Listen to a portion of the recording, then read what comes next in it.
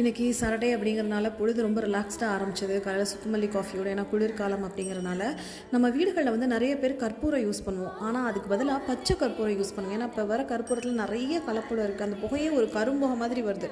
But பச்சை கற்பூரம் வந்து ஸ்பிரிச்சுவலாகவும் சரி, அந்த சயின்டிஃபிக்காகவும் ரொம்ப நல்லது. நான் இந்த வேப்பரைசர் வச்சுருக்கேன். இதில் பச்சை கற்பூரம் போட்டு கொஞ்ச நேரம் வச்சிட்டோன்னா அப்படி வீடு ஃபுல்லாமே அந்த ஒரு பச்சை கற்பூரம் வாசம் வருங்க. அது அவ்வளோ ஒரு ஸ்பிரிச்சுவலாகவும் ஒரு ஒரு ரொம்ப நல்ல ஒரு டிவைன் வைப்பை வந்து வீட்டுக்கு தரும். நீங்கள் அதை வாங்கி ஸ்மெல் பண்ணாலே அந்த சைனஸ் இந்த மாதிரி பிரச்சனை உள்ளவங்களுக்கு ரொம்ப நல்லது. இப்போ ஈஸியாக ஆன்லைன்லேயே இந்த வேப்பரைசர் கிடைக்குது. ஸோ அதை வந்து வாங்கிக்கோங்க. அப்புறம் காலையில் பாருங்கள், நாகமலை வந்து ரொம்ப அமைதியாக சூதிங்காக காமிங்காக இருந்தது. இன்றைக்கி சாட்டர்டேங்கிறனால ஹஸ்பண்ட் வந்து அவருக்கு நரசிம்மர்னா ரொம்ப பிடிக்கும். எஸ்பெஷலி ஒத்தக்கடை யோக நரசிம்மர் அவரை தீவிரமாக கும்பிடுவார்.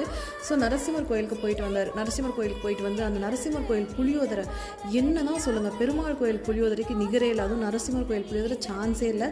ஸோ அந்த புளியோதரை வாங்கிட்டு வந்திருந்தார். ஒரு 3 பேக்கெட் புளியோதரை, அதுக்கப்புறம் அந்த அப்பம், முறுக்கெல்லாம் வாங்கிட்டு வந்திருந்தார். அப்புறம் வழக்கம் போல் நாங்கள் போய் இந்த சோட்டா பாக்யாங்கிற கடையில் வந்து ஃப்ரூட் சாலட்ஸ் எல்லாம் வாங்கிட்டு வந்தோம். ஸோ தர்பூஷணி, இன்றைக்கி பெரிய பாப்பா வந்து பப்பாளி கேட்டால், ஸோ அவளுக்கு அது.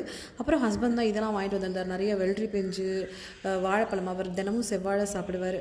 ஸோ இப்படி தான் போயிட்டுருக்கு இன்றைக்கி நாள்.